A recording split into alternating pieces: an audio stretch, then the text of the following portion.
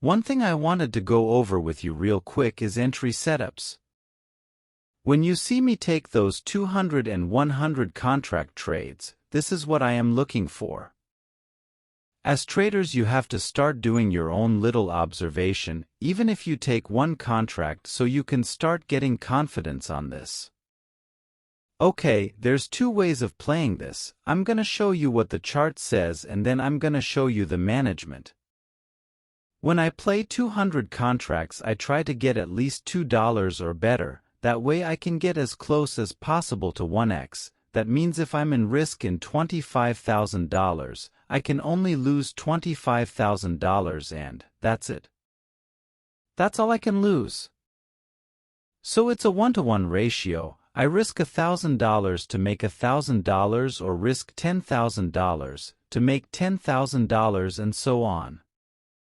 It doesn't mean that my trade has to go to max loss, but worst case scenario will be a max loss with a 1-to-1 ratio. Now the setup. For example, this setup right here, just on this downtrend, notice the MACD how is producing divergence? The divergence starts at this sell-off point right here. So if you look right here. Hold on.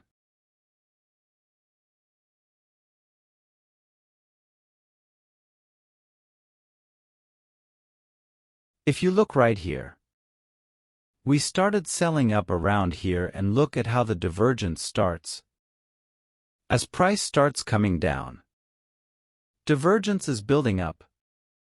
That means that they're looking for a bottom. Not necessarily a long-term bottom. This is a 5-minute chart. So anything in an intraday chart, you have to remember it goes accordingly to the time frame. So now I see this candle that gapped down. This white candle, in order for this to continue. And for this to continue, it needs to building up more momentum with higher histogram.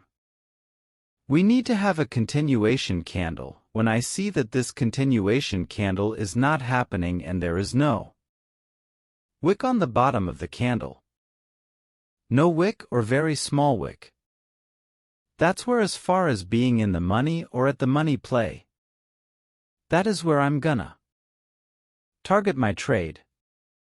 Now once I target my trade, these are the things that I need to happen. Once I target my trade, I need to continue to see if the MACD crosses over and builds momentum, and if the signal lines gives me a buy signal right here, and if they continue to go higher with separation. Now these are scalps. These are not hold. There is two ways of doing this. You could either do it at the money or in the money play. And then you would have to monitor to get out. The reason I like these plays because when you get a credit of $2, any move like this immediately takes off 50 to 60 cents off the trade real quick, especially at this time of the day.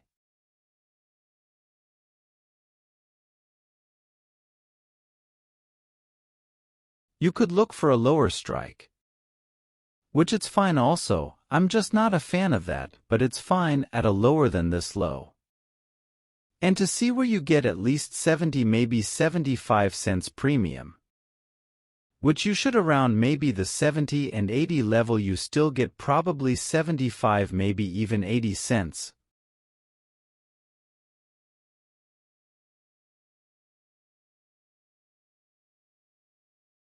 When you are doing these plays and we have such a volatile market, you can either put a 1x on it, which it comes with the territory when you are buying at the money or in the money trades, or if you're out of the money, don't go 1x. This is my suggestion. Everything is not edge and stone.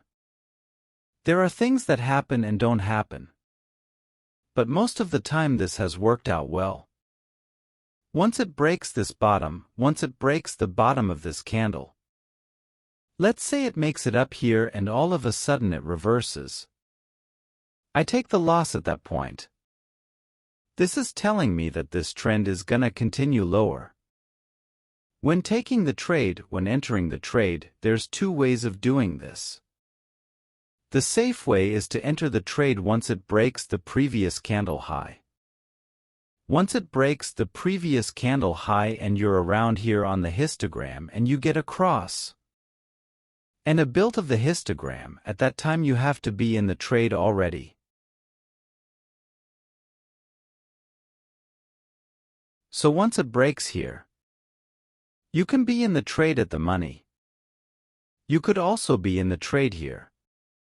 The only thing is that you're probably gonna be in the trade for a few seconds if you don't get the bounce. At least here you have some time of seeing if this support holds, unless we get some kind of news or something and it just flushes. This here, once you start seeing this here like this, there's most likely not gonna flush. There's a good possibility that this is not gonna flush. Can it go lower? Yes, but is it gonna flush for now?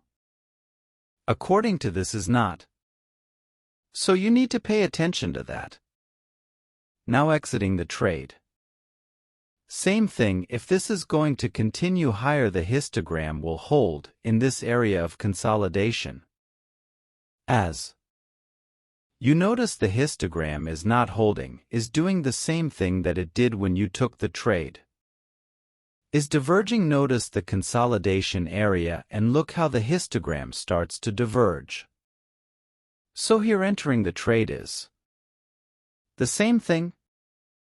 This is the consolidation area.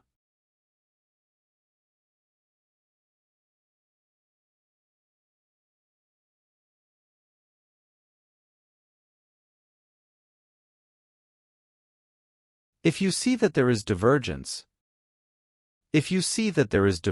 and you get this little consolidation here at the pivot that it keeps selling and it keeps selling, enter the trade right there.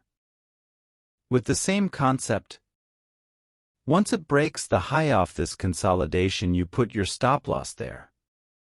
Here, you can do the same scenario.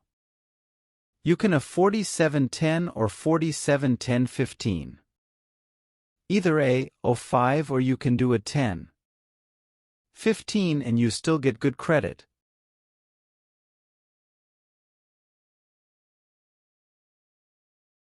On these place here, I like to go in the money because there's a pivot there and they're having trouble breaking it. So most likely I'll move to a 47.05. And I'll try to get at least $2. Now again, we broke. Look at how many times I scalped this today. This was that $40,000 that I scalped all day today that I showed you on that 7 trades that I did today. Now, the same thing. Where are we? Again on this bottom, that they're obviously testing these bottoms and they're obviously selling off on the tops. I let the indicator tell me again. We broke, let it run. Again. What are we doing? We're consolidating. These are 5-minute candles. Consolidating, notice the consolidation, We know that they're not gonna flush. Based on this. What happens? This is power hour. What happens once again? They buy the bottom. Signal line gets activated for the end of the day. There's another trade right here. Again going to the top. Now, we'll see Monday if they're gonna continue doing this. I scalped this trade right here 3 times. I played a whole swing. From 1 o'clock 1:30 lunchtime to 3 o'clock in and out. So that's the setup. Start training your mind to looking at these setups. I like when the market swings because these set up a more obvious rather than when the market is more calm. Then you start looking at things like this. It takes more time. Me personally, I'm an aggressive trader. I rather have the swings. So I can get in and out or hold a position where I think that they're not gonna break or they're not gonna go over. Then having a slow melt up, a slow meltdown, they hold premium and then all of a sudden they try to swing it longer. So I love these setups. I love these setups of swings. When I see these setups and you see me quiet, this is what I'm doing and I suggest you do the same. You're on the chat and I am with you, just say hey. I took this trade, what do you think? Shout it out. Post it, do whatever you need to do. Look, same thing here.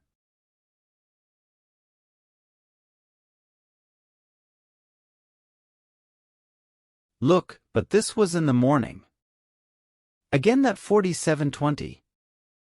Again 47.20, which right here would have been a great call credit trade, which we should have taken, but like I said, I had a lot of stuff going on today, so there was some stuff that I missed, but look at the MACD.